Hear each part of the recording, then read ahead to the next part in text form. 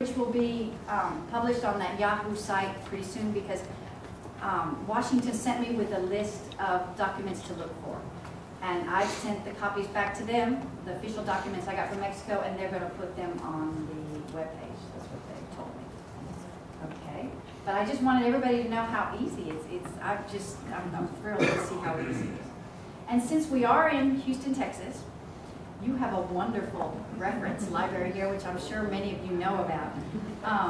The Clayton Library has a for genealogical research, is one of the best genealogical research libraries in the United States. And it houses many national and international collections of many family history, different on print, microprint, and online. And there are many published and unpublished family histories, many vital records, state and county histories, and information and materials from all over the United States, as well as foreign countries such as Canada, Mexico, the United Kingdom, and Germany. Anthony was nice enough to go by the Clayton Library for me and get a list of the Spanish books that are at the library. And there are a couple here that I really think could be very interesting. Down at the bottom, La Guía de las Hojas de Servicio, that would be the military record. And that's the military record from 1786 to 1800s. The Provincias de Nueva España would be all the provinces of New Spain.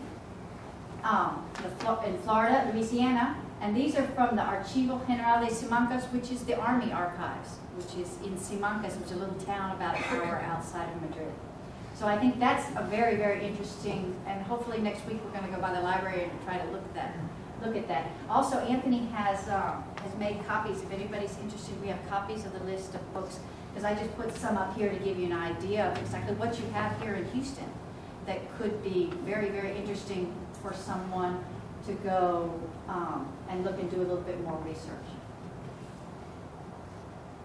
Also, the DR Library has many, many purchases. They have, I know many of you have been in the DR Library and know there's sections. There would be states, so there would be Louisiana, there would be Florida. So you can go in, and there are many, many books that have been donated.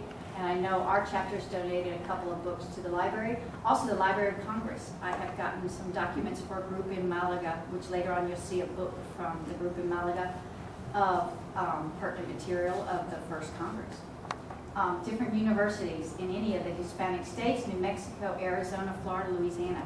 So we need to outstretch through all the different DR chapters all over the Hispanic states. Okay, here I have mine. Anthony, you have it. No, I just want, this is just a map. I know most of you know, but Nueva España was from all the way here, all the way down to Mexico.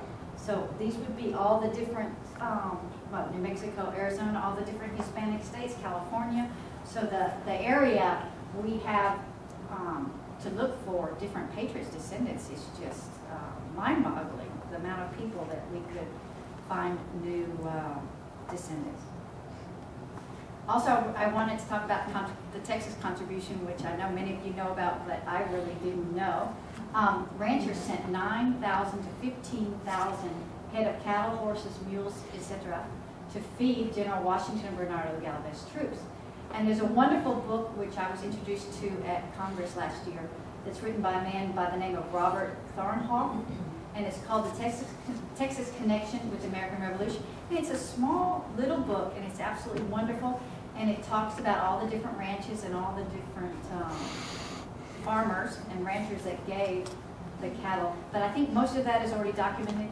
And so now they just need to find more patriots or more descendants of those ranchers. Also, Anthony and I are always having the best time being sisters and being so far away, exchanging information on our travels and our trips. And I guess a couple of years ago, Anthony sent me this, oh, look at this marker I found. And yeah, it's in Nacogdoches. And so I kept the picture. It's a little blurry, but there are markers, and this is a chart of the Camino Real, and it talks about the American Revolution and the Spanish cattle ranchers who sent the cattle around. And there were different drives that they went, it says, drives up the Camino Real to Nacogdoches and East Texas began with Spanish entrada in 1690. And thereafter, every expedition to Nacogdoches brought large herds of sheep and goats, cattle, horses, and mules. And then there was a man by the name of Marquez de Arguello, and he came with the settlers for the capital of Los Andes, and he brought with him 500 soldiers, 600 cattle, 900 sheep, 800 mules, and some horses. And so these would be the first settlers that came into Nacogdoches. I think it's just an interesting, your own history here in Texas is absolutely wonderful. So it's very important.